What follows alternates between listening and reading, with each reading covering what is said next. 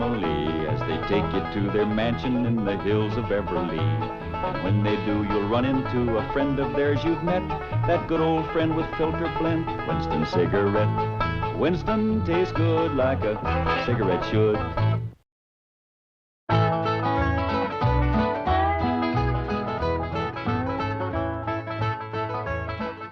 That's fine right there, Mr. Brewster. Jethro! You can start bringing them things out now. Oh, boy, I can't wait to get back to California. I ain't been warm clean through since we got here. Jethro, take it easy.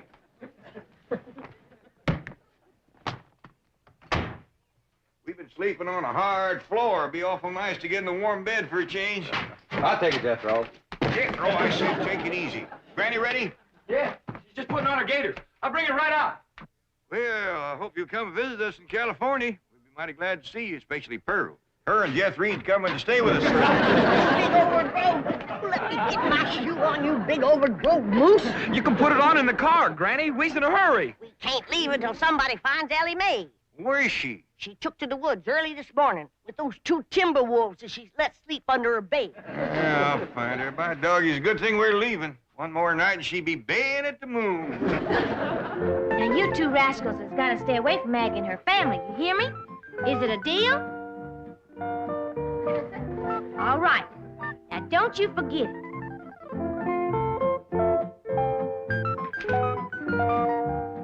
You seen 'em, Maggie. Give their word. What's more, Frida's gonna keep an eagle eye on 'em. And if they goes to pestering you, she's gonna snatch 'em bald. Ain't you, Frida? I wish you could come to Beverly Hills and live with us. But I reckon it'd be too long a trip for you and your young'un. But I'll come back and see you in the spring. Ellie Mae, Over here, Pa. you got them wolves with you? Oh, they won't pester you none. And that no-biting promise goes for my Pa, too. Hello there, Maggie. Ellie, honey.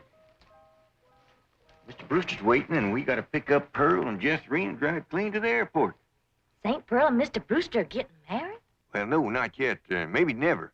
But Pearl's satisfied. Everybody in town's seen him propose to her. Now she can leave town with her chin up and her head thrown back, proud and happy. I'll bet you Cousin Jethrine ain't happy. She says she ain't going to California and leave her sweetie Jezbo to Pew. She's powerful in love with that little feller. Yeah, I reckon Jethrine will do pretty much what her ma tells her to. That Pearl's a mighty strong-willed woman.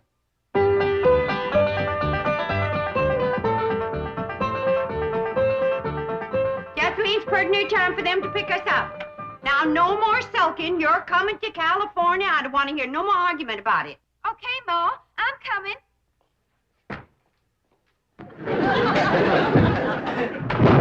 What in the world have you got there? It's a trunk, Ma. Well, I can see that, but what you got in it? Well, I got some clothes and some shoes and some food and some water. I forgot the water. Water, why do...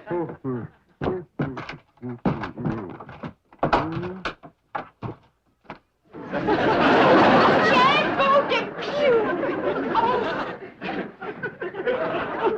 Miss Bodine, that daughter of yours is a mighty strong-willed girl. Did she put you in there? I think so. I told her I couldn't go to California with her. And that's the last thing I remember. Oh, don't let him get away. Jethrine, you put him down. This minute. What's the matter with you? Why, that poor boy could suffocate in that trunk without no air.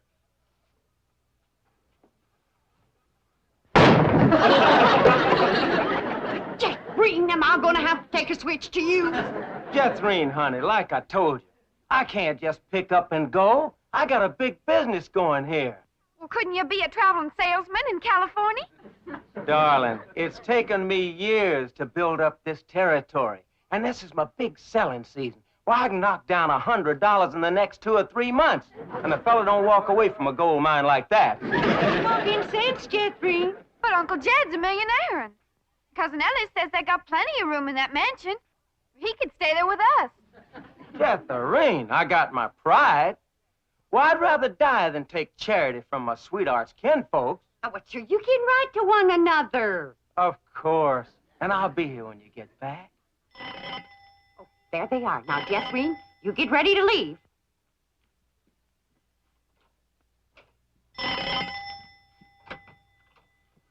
Oh, Mr. Brewster, I thought it was my boy Jethro, Cousin Jed, come to pick up the suitcases. Well, no, I asked him to let me come for them. Well, you see, this may be my last chance to see you alone for a moment. Alone? You? Me? Us? Well, why would you? Well, first, I want to thank you for publicly breaking our engagement after I lost my head, as I did last night. Oh, shucks. I didn't mean it when I said yes. It was just nerves and the excitement of the moment. Well, you were very sweet about it. Yeah, well, but now that my head is clear and I'm thinking straight, well, I realized I couldn't get married right now. Well, some man would lose a wonderful wife. My goodness, I got family obligations, you know. My Cousin Jed's been after me 3 or 4 months to come to Beverly Hills and get that wild daughter of his proper dressed and acting like a lady. I'm going to miss you, Mrs. Bodine. Yes, well, he's in desperate need of me. I don't know what come over me last evening, but now that I had a good night's sleep and my morning coffee, got my wits together, well, I could just laugh at myself for even considering marriage. Mrs. Bodine, I just want to say that I think you're a splendid woman, and I'm sure our paths will cross again. And, well, I'd consider it a great honor if you'd allow me to kiss you goodbye. Kiss me? Well, I hardly think there'd be anything wrong with that. Hey, Slim, Miss Brewster, is that a new hat, ain't Pearl? Oh, Ellie Mae, Jethrine's in there saying goodbye to her sweetie, Jasbo Depew. So why don't you go in and say goodbye to him, too? Huh? All right, I ain't never met him. Jethrine, you're just going to have to get it through your head. I cannot go to California, and that's that. Howdy. Well, hi, Cousin Ellie. This here's my sweetie, Jasbo Depew. Howdy, Jasbo. And a great big howdy to you. This girl is the cousin you've been telling me about? Yeah, Jasbo. She's the one we'll be staying with in California. Well, poke me another air hole, baby, and let's go.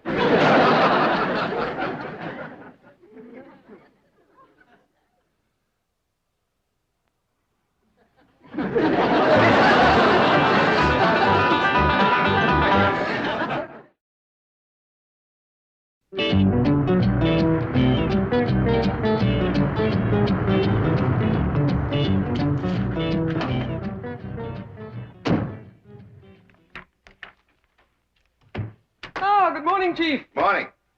Well, I just had a call from Brewster in Tulsa. The Clampetts are on their way home. Jethro? Oh, I mean the Clampetts. Yes, and they're bringing a cousin and her daughter along. That'll be 6 of them.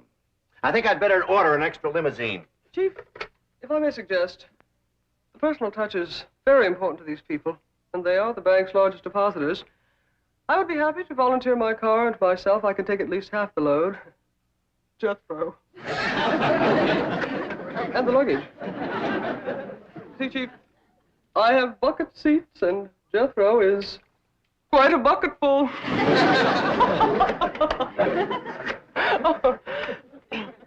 How's about 3 apiece, Chief? Fine. We'll be ready to leave the airport about noon. Entendu, mon capitaine.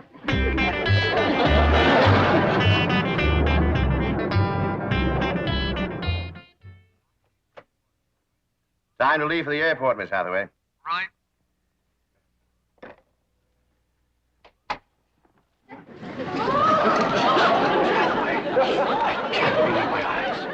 Don't be alarmed, Chief. This is just for the Clampetts. I have no intention of disrupting office discipline with my seductive appearance. What a remarkable change. 3 hours in the beauty salon.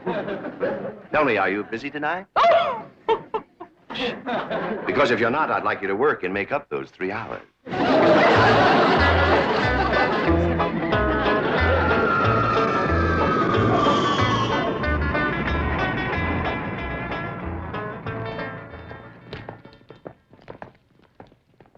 They could have missed the plane.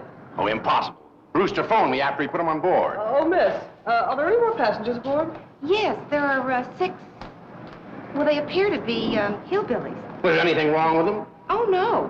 You see, we served lunch before we arrived, and they refused to leave the plane until they helped do the dishes. And we served 120 lunches. Well, here they come. Flight 201 for Chicago and New York is now loading at the East Concourse. Oh. Thank you for sharing your food with us. Thank you for doing the dishes. You sure you don't want us to wash the windows? It won't take long if we all pitch in. Thank you.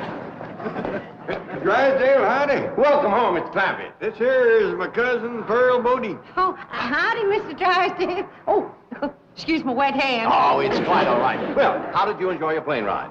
I don't believe it. Our plane don't believe it. It's a miracle.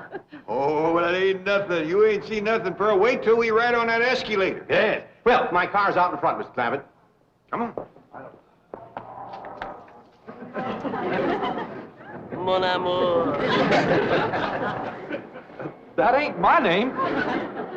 Who are you? I am a wild and mysterious gypsy. I have come to take you away to my gypsy camp. You got some food there? Well, I can't stay long, but I am kind of hungry. Helping wash all them dishes give me quite an appetite.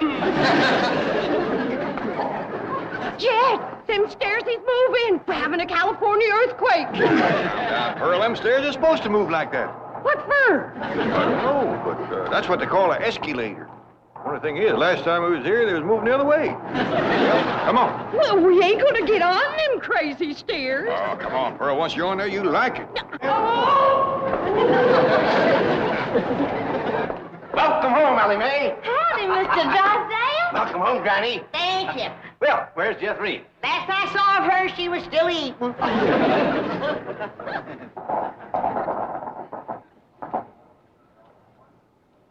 Well, now, that wasn't bad, was it? No, it was fun. Let's go up and ride down again. Oh, no, Pearl. It's fun, all right, but it just ain't worth fighting your way back upstream.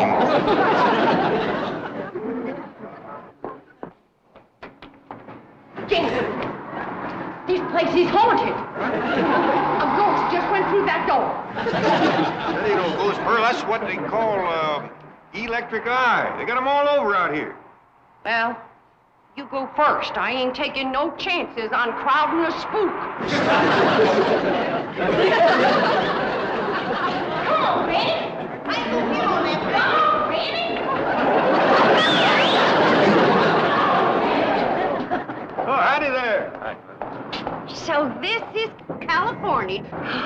It's so warm. And the air smells different from the mountains. Yep, looks different, too. Out here, you can see what you're breathing. Yeah, got a lot of body to it. I tell you, Pearl, there's some days when you can cut it with a knife. But don't try it, because it gets the knife awful smudgy. We can wait here in Mr. Drysdale's car till the rest of them come.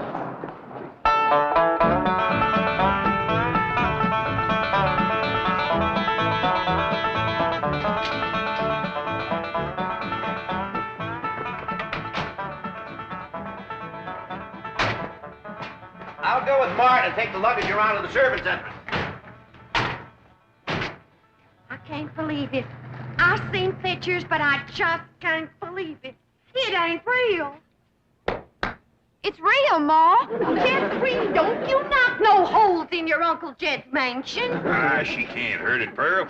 Wait till you see inside, Pearl. It's the biggest bunch of indoors you ever did see.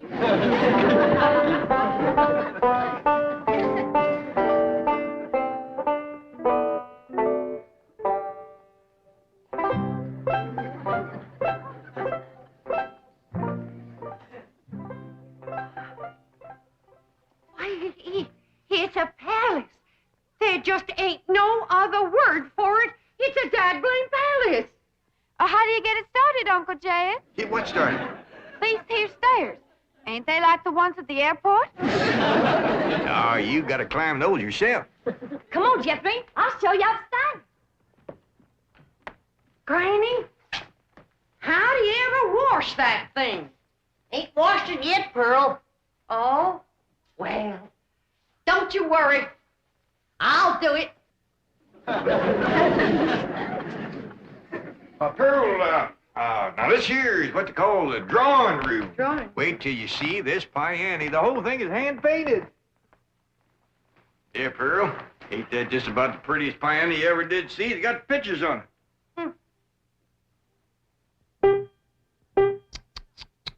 Look at the dust.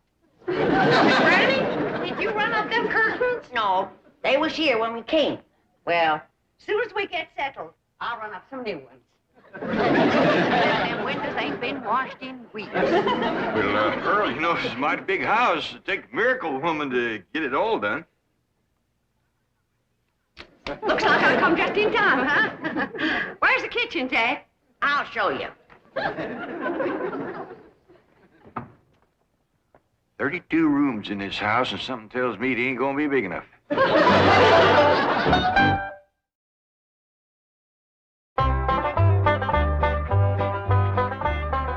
Paul, where's Aunt Pearl? Well, her and Granny's in that little room they call a butler's pantry. This is a nice enough kitchen, Granny, but it sure ain't as big as you led me to believe. Pearl, this is the one with the stove. The stove is... This here's the barest cupboard I ever did see, but I reckon if you ain't got a stove, you don't need food. This room... Well, Pearl, what do you think? Well, I think I should have brought my coal oil stove. For your information, Miss Pearl, we got gas. Well, I don't wonder. Nothing but uncooked food. Your pump is stuck tight. It ain't been used so long. Pearl. You know, Granny, we got a lot of work to do to get this kitchen in shape. Granny, did you tell Pearl this is the kitchen? I ain't been able to tell Pearl nothing. She won't quit flapping her trap long enough. Pearl, come on. This here is the kitchen. That there is what they call a pantry. My stars and garters. What? A person could feed an army in here. Well, the way those two young'uns of yours eat, that's just what you'll have to do. Pearl, look at this stove here. Now, all you have to do to get fire is turn one of them little things right here without lighting no matches nor nothing. Now, look at here. This here lights this in here. This one lights this one. And this one lights this in here. And this one lights this one. Now, what do you think of that, Pearl? I declare, I'm just speechless. That'll be the day. Pearl, look at this ice box here. Just take a look. You ever seen anything like that before? Look at that. Well, I don't like to mention it yet, but somebody left the light a-burning in there. I reckon some people just don't care how they waste other people's money. The light comes on when you open the door.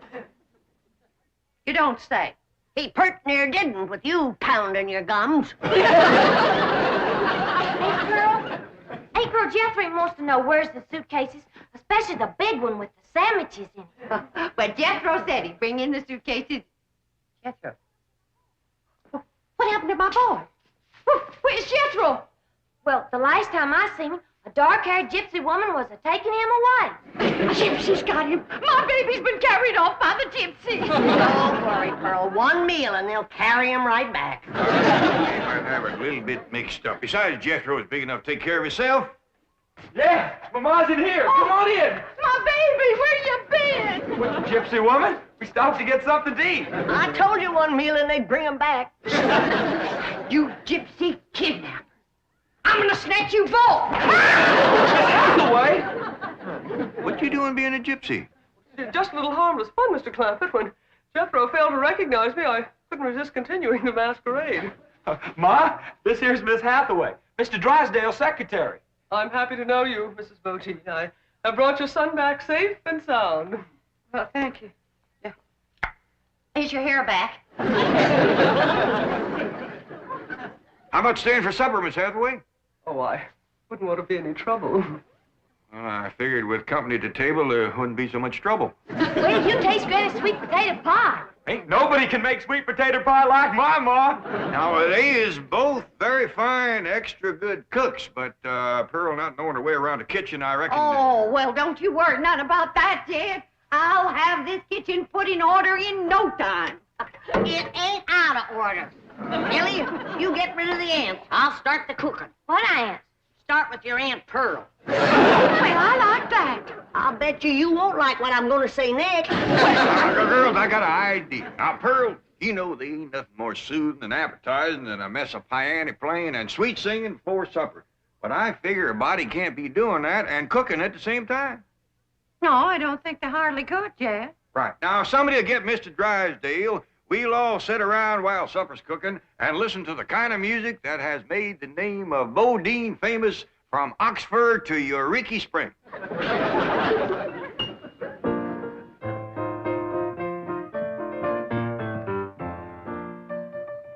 Oh, Paul, it's pretty near supper time. Want me to start setting the table? Yeah, and let's use that big company table in the fancy eating room. Okay, Paul. You help me get the chairs around it? Why, sure.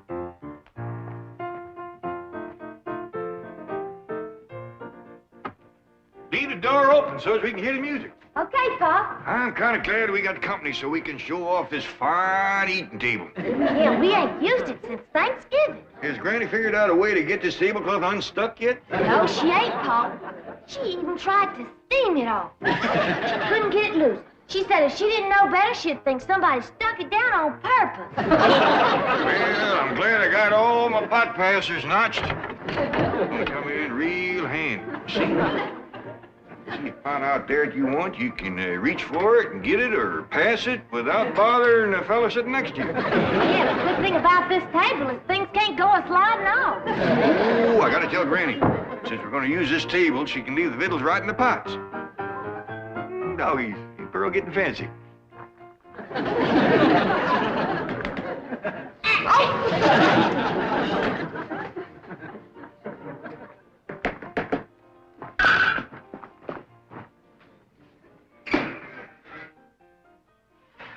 You ever see anybody bake a fluffier pie than that one? Some folks don't know that cakes is fluffy and pies is juicy.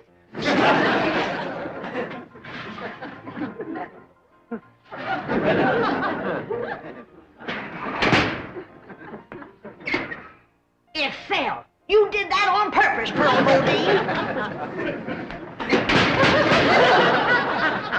My pie can't fall.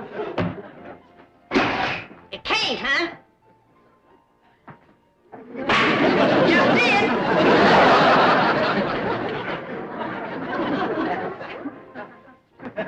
Granny! Pearl, I ain't never heard you play the piano any prettier than you're playing that You ain't playing the piano. You betcha I ain't!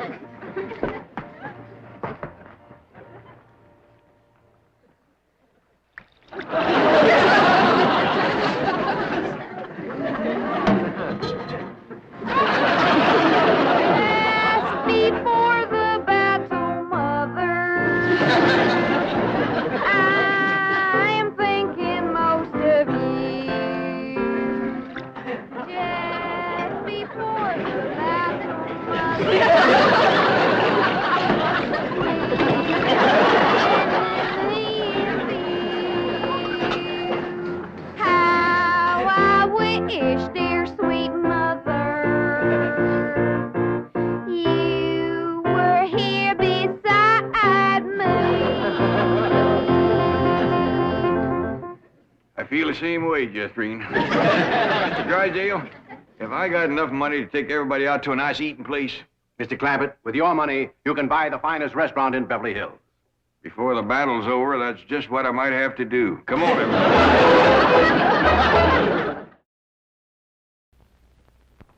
Sit down to the piano, Jethrine, and play us some nice, pretty after-supper music. All right, Uncle Jed. Have a Winston, Mr. Clampett? Well, doggies, it's putting the Winston in gold packages now. What's that D stand for? Delicious? No, Drysdale. You see, that's my own personal cigarette case. Well, now, ain't that something? I'd be pleased to make you a present of one of those if you like it. Well, that's very kind of you, Mr. Drysdale, but I reckon Winston tastes just as good whether it's wrapped in gold or the regular package. That's true.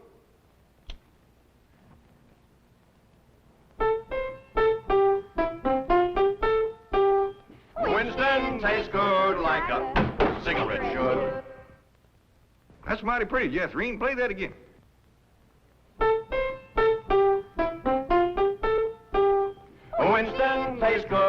Cut. Cigarette show. The Beverly Hillbillies has been presented by Winston. We hope you've enjoyed it, and we hope you will try Winston, because Winston tastes good, like a cigarette. In a Filmways presentation.